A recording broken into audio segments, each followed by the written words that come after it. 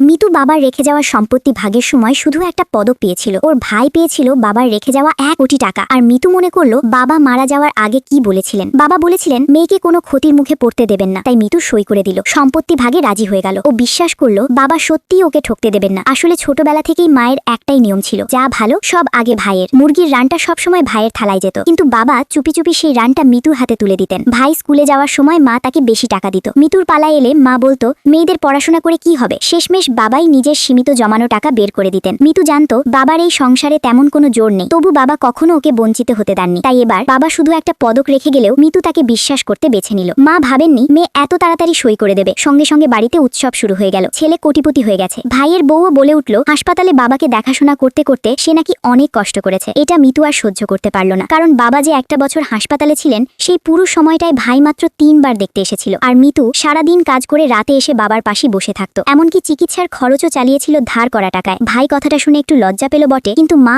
আবারও ভাইয়ের পক্ষ নিয়ে বলল ছেলে তো কাজে ব্যস্ত থাকে, বাবাকে দেখার দায়িত্ব মেয়েরই। এরপর ভাই সরাসরি বলে দিল সম্পত্তি ভাগ হয়ে গেছে, মিতু এখন এই বাড়ি ছেড়ে যাক। মিতু নিজের জিনিসপত্র গুছিয়ে নিল, আর এভাবেই ওকে বাড়ি থেকে বের করে দেওয়া হলো। পাশের বাড়ির এক প্রতিবেশী বলল বাবা বেঁচে থাকলে মেয়েকে এভাবে ঠকতে দিতেন না। তারপর মিতু ফিরে গেল তার ভাড়া ঘরে। যত্ন করে বাবার রেখে যাওয়া পদকটা মুছতে গিয়ে দেখলো একটা স্ক্রু আলগা হয়ে আছে। হঠাৎ অচেনা একটা নম্বর থেকে ফোন এলো। ও পাশের লোকটা বলল সে বাবার পুরনো বন্ধু। বলল পদকের ভেতরে বাবা একটা সূত্র লুকিয়ে রেখে গেছেন। মিতু তখন মনোযোগ দিয়ে পদকটা পরীক্ষা করলো। সত্যি স্ক্রুটা ঘোরাতেই একটা চিরকুট বেরিয়ে পড়লো। তাতে লেখা একটা নোটারি করা দানপত্রের নম্বর। এরপর মিতু বাবার সেই বন্ধুকে খুঁজে বের করলো। লোকটা জানাল বাবার কাছে যা কিছু সবচেয়ে দামি ছিল সব মিতুর জন্য রেখে গেছেন। বাবা আগেই বুঝেছিলেন মা আর ভাই মিলে মিতুর হিস্সাটা মেরে দেবে। মিতু লোকটার বের করা কাগজগুলো দেখলো, বাবার রেখে যাওয়া বাড়ি আর জমানো টাকার দলিল। লোকটা আরো বলল বাবা অনেক আগেই জানতে পেরেছিলেন ভাই তার তথ্য ব্যবহার করে ঋণ নিয়েছে, আর ভাইকে দেওয়া সেই 1 কোটি টাকা শেষ পর্যন্ত সেই ঋণ শোধ করতেই খরচ হয়ে যাবে। বাবার হাতে নোটারি করা সেই দানপত্রগুলো দেখে মিতুর চোখ ভেসে গেল।